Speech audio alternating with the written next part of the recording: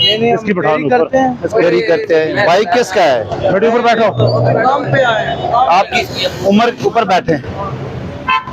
कितनी उम्र है आपकी? 15 साल है आपकी उम्र है।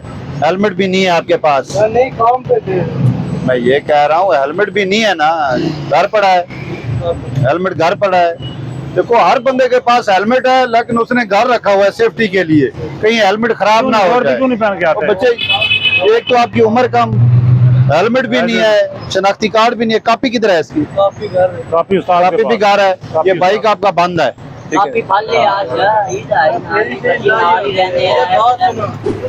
नीचे उतर, नीचे उतर जाए, नीचे उतर जाए, आप नीचे उतर जाए।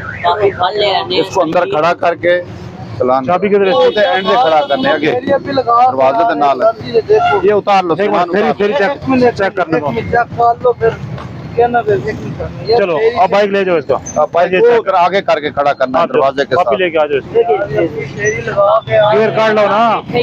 सबके आए हैं यार। चल कॉपी मंगो।